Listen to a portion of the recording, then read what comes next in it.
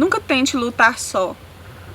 Quando você abrir o seu coração para mudar, busque estar agarrado junto com pessoas que vai te impulsionar a crescer, te motivar a ter uma mudança de mente, uma mudança de comportamento. Eu quero compartilhar com você um pouquinho da minha história. Eu espero que a minha história possa contribuir para que haja um novo alinhamento da sua vida.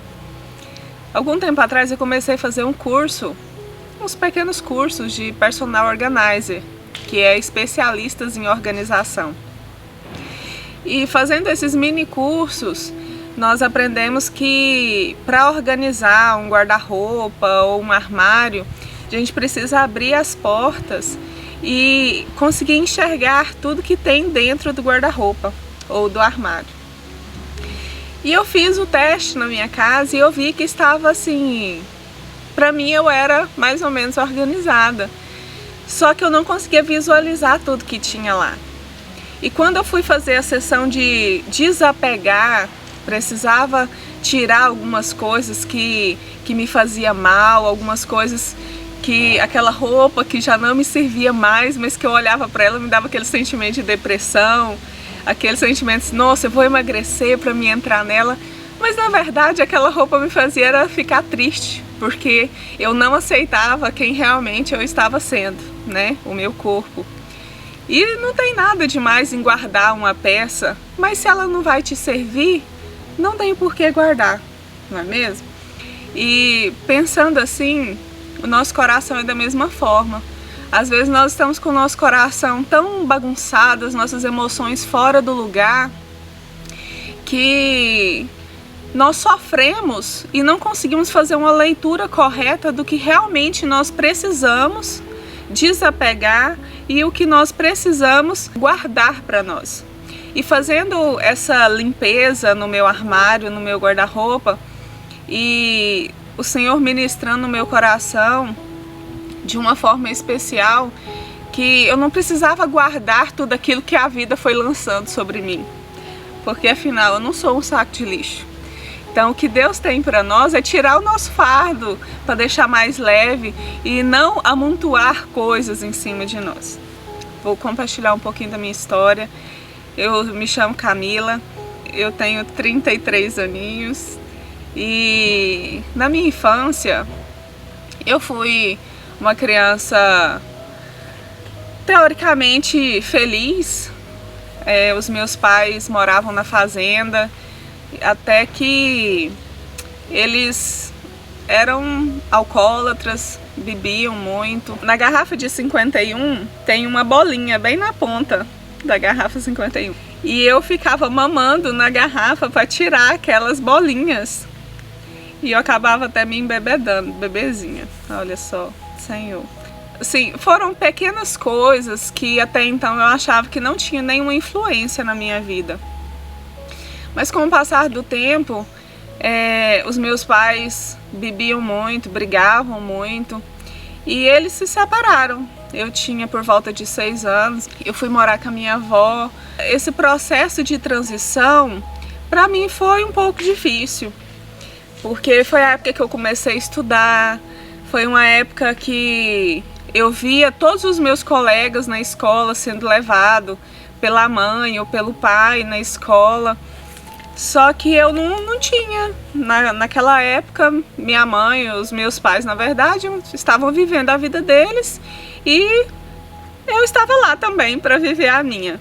Dia das Mães, eu ia fazer uma apresentação. Eu nunca fiz uma apresentação para minha mãe, nunca fiz uma apresentação Dia dos Pais para o meu pai. Eu apresentava para todas as mães, para todos os pais, menos para minha mãe, para os meus pais, na verdade. Isso foi gerando em mim, no subconsciente, no lixo da minha alma, né?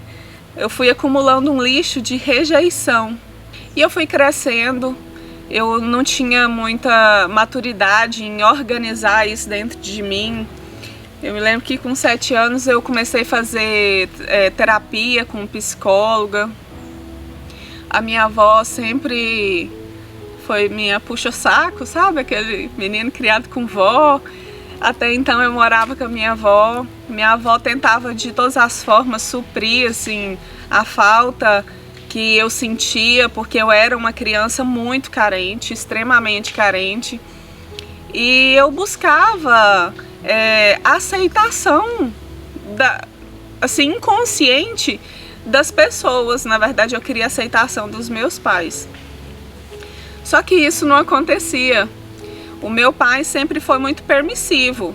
Ele é um homem bom, um homem honesto. Mas como pai, ele foi muito permissivo. Ele me fazia muitas promessas. E a maioria delas, ele não conseguiu cumprir. Então eu ficava naquela expectativa: nossa, o meu pai vai fazer isso comigo. Nossa, o meu pai vai vir me buscar para passear. O meu pai vai me dar um presente.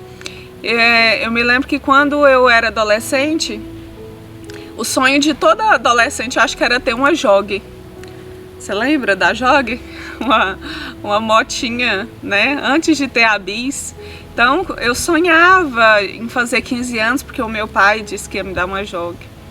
E assim, eu estou usando um exemplo de um bem material, mas eu ficava na expectativa que o meu pai faria algo por mim. Talvez eu não consiga contar nos dedos em quantas casas eu morei, porque eu morei em muitos lugares. Eu morei em casa de familiares, eu morei sozinha com 14 anos, até na época o tutelar veio, né? Fez com que eu fosse embora, porque na época minha mãe morava na fazenda, não tinha como ficar comigo. Então assim, eu fiquei em muitas casas, em muitos lugares. E cada casa tem sua forma, tem sua rotina, tem sua estrutura, mas em nenhuma delas parece que eu me encaixava. E eu via que em todas as casas que eu morei, tinha a mãe, tinha os filhos, né? Tinha aquele momento assim de carinho.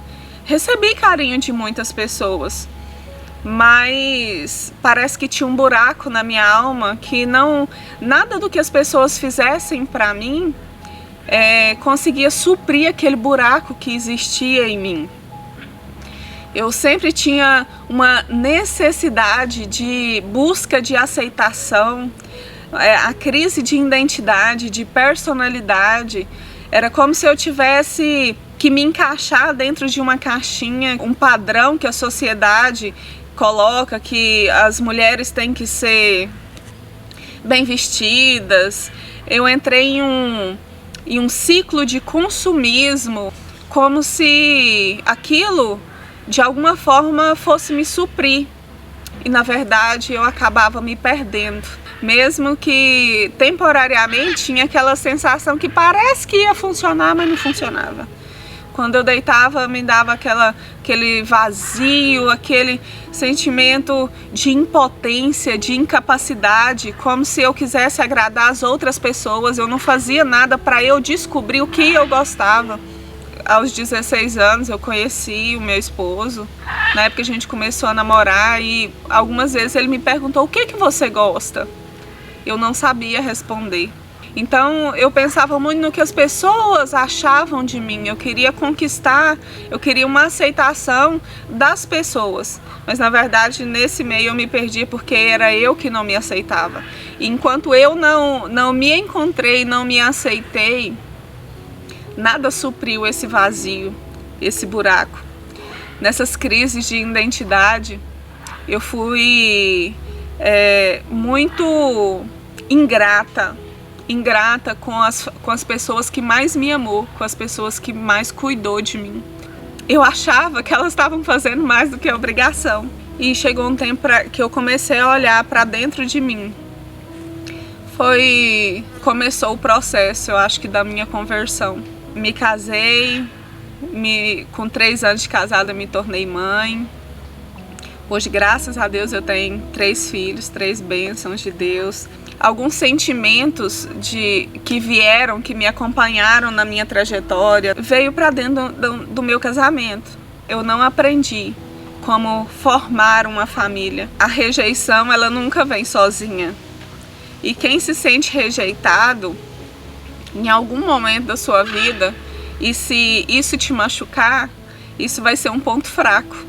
Porque Satanás, ele vai tentar te levar sempre para aquilo que te machuca, para aquilo que te ofende. É como se fosse uma gripe. Uma gripe, nós até podemos ser curados da gripe, mas isso não quer dizer que nós não vamos gripar de novo. Mas eu tô querendo falar para você que, independente daquilo que te machuca, não sei se no seu caso é a rejeição, é o sentimento de impotência, de incapacidade, de vaidade, de egoísmo. Não olhe a partir de você, olhe para dentro de você. Porque nós precisamos, não é ver aonde a flor cai, mas é onde a raiz nasce. Nós precisamos detectar aquilo que nós não precisamos, aquilo que está dentro de nós, mas que nos sufoca, que nos machuca, e permitir que o nosso Senhor Jesus venha nos limpar, nos purificar. Eu sempre falo do amor de Deus, porque o amor de Deus me constrange. Nunca tente lutar só. Quando você abrir o seu coração para mudar, busque estar agarrado junto com pessoas que vai te impulsionar a crescer, te motivar a ter uma mudança de mente, uma mudança de comportamento. Glória a Deus pela vida da minha pastora, da minha discipuladora, minha amiga, que é uma mãe espiritual para mim, me ajudou no meu processo de cura, de rejeição. Não só pessoas que me amaram, que cuidaram de mim, mas eu precisei abrir o meu coração para permitir que esse cuidado e esse amor de Deus se achegasse. Então, talvez tenha até pessoas querendo te amar, mas você não tem visto esse amor. Quando eu falei que eu fui ingrata com as pessoas que cuidaram de mim, que tentaram de alguma forma contribuir com a minha vida, porque eu não dei valor necessário para as minhas tias, para as pessoas que me colocaram dentro da casa deles. Foi um voto de confiança que eu tive a partir de Deus, né? Deus me colocou naquele lugar, só que eu não dei o devido valor, eu fui totalmente ingrata. Eu precisei de um tempo depois para descobrir que aquelas pessoas me amaram tanto e ficaram inconformadas de me ver sozinha, com um sentimento de solidão, e quiseram contribuir com a minha vida. E fizeram a diferença, glória a Deus por cada um. Então as pessoas que estão ao nosso redor contribuem muito para aquilo que nós somos. Mas nós não temos que olhar para as pessoas para definir quem eu sou e quem você é.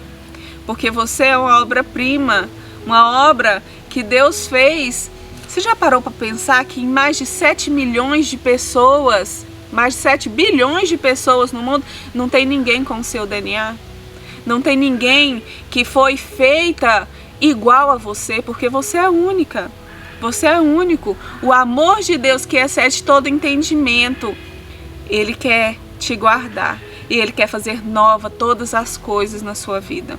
Dominar a nossa mente é uma missão que não é fácil. Porque nessa caminhada, como eu disse, Satanás está sempre tentando nos levar para aquilo que nos aprisiona, para aquilo que nos machuca. Nós precisamos aprender a guardar aquilo que realmente importa. Buscar alimentar com coisas que vai gerar vida em nós. Quando a gente olha para trás, no nosso passado não tem vida. Pelo contrário, lá só tem morte. Porque quando nós olhamos para o nosso passado, normalmente a gente não olha para o nosso passado com o sentimento de missão cumprida. A gente olha para o nosso passado normalmente pelas nossas frustrações, pelos medos, pelos anseios. Você acha que Deus permitiu que você nascesse só para você sofrer? Não. Porque Ele quer exclusividade, você é exclusivo e você foi feito para que a obra dele fosse aperfeiçoada em você e através de você. Permita-se ser curado. Tem um dos profetas que em um determinado momento está sentado nas ruínas do templo. Quando ele olha para os lados, está tudo destruído. Mas ele olha para o céu e fala assim: traga-me à mente aquilo que me traz esperança, aquilo que me renova. Quando eu comecei para a igreja, eu fui entendendo os princípios, os valores que é colocado a nós para nos abençoar, Porque quando nós olhamos muito as restrições, os mandamentos, a gente acha que Deus está querendo nos privar de algumas coisas. Realmente, Deus está querendo nos privar das frustrações e dos medos, dos anseios. Porque a palavra diz que quando nós obedecemos a palavra, nós prosperamos em tudo. Em tudo. E se a gente não está caminhando bem, é porque em alguma área nós estamos desobedecendo, nós estamos ferindo princípios. Há tempo de voltar, há tempo de recomeçar. Em algumas épocas da nossa vida a gente vai colocando muita vírgula, né? Vírgulas e vírgulas. E é tempo que a gente precisa colocar um ponto final e começar uma nova história. Eu queria cobrar, no caso dos meus pais, da minha mãe, algo que ela não conseguia me dar. A atenção que eu queria, ela não conseguia me dar, porque se ela não recebeu, como que ela poderia me dar? Então, quando eu tinha uma rejeição, algumas palavras duras que me machucavam, eu questionava a Deus, falava assim, Deus, como que isso acontece? Como que eu vou honrar alguém que não quer ser honrado? Mas a Bíblia fala assim, honre pai e mãe para que seus dias sejam prolongados. Não é honre seu pai e sua mãe se ele for bom para você, se ele te amar, se ele te pôr no colo, se ele te der as coisas. Não, honra seu pai e sua mãe independente do que aconteça. E a partir desse princípio, eu comecei a orar de uma forma diferente pela minha mãe. Eu já senti raiva, já senti ódio, já pensei que em algumas situações até que assim, nossa, virou minha inimiga. Tenho inimigos. Nosso pastor Caleb sempre tem falado, né? Você é um agente de milagres. E eu creio no que Deus tem para fazer na vida dela, que já começou a boa obra. Tem um versículo lá em Hebreus que fala assim, a fé é o firme fundamento das coisas que não se veem, mas das coisas que se esperam. Eu não vejo, mas eu espero. Na fé, às vezes a gente faz alguns atos proféticos. E eu decidi fazer um ato profético em intercessão. Porque eu entendi que o ato profético é aquilo que eu faço no natural, que tem um reflexo no espiritual. E eu, né, fiz um ato profético que me doeu um pouco para fazer, mas que foi totalmente contramão aos padrões desse mundo. Pela fé é aquilo que eu não vejo, mas que eu espero que aconteça. E o apóstolo Tiago diz que a fé sem obras, ela é morta. Não para me vangloriar ou para mostrar que eu sou melhor ou pior que você, não. Talvez eu seja muito pior que você, mas é um tempo que Deus incomodou o meu coração, que eu precisava fazer algo para chamar a atenção de Deus, porque a gente faz tanta coisa para chamar a atenção das outras pessoas. A gente quer fazer parte de um mundinho onde as pessoas definem o que é certo e o que é errado. E chegou um tempo que eu decidi buscar a face do nosso Deus, não só orar, mas buscar a face. E Deus é tão lindo que hoje não está chovendo, está o tempo aberto, mas de repente nós estamos olhando ali e tem uma aliança no céu, no formato de arco-íris. O arco-íris é muito lindo, mas representa uma aliança de Deus com a terra.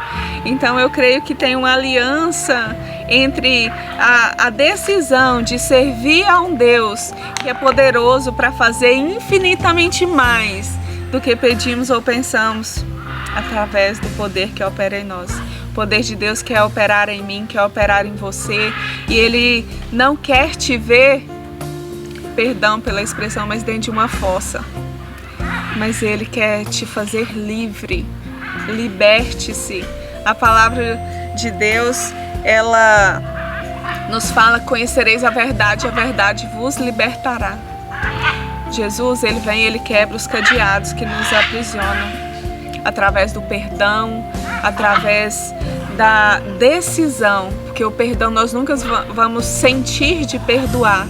Perdão nunca foi um sentimento, mas perdão é uma decisão. Então, quando eu decido caminhar rumo aos princípios e valores daquilo que o nosso Deus nos ensina, Ele trabalha por nós. Ele luta as nossas lutas. Já perdi muitas noites de sono, chorando de dor. Quantas vezes eu ia na igreja e ficava chorando de dor, não pela presença de Deus. Hoje, glória a Deus, hoje eu consigo chorar porque eu sinto a presença dEle. Hoje o Senhor me curou por completo e Ele quer fazer isso na sua vida.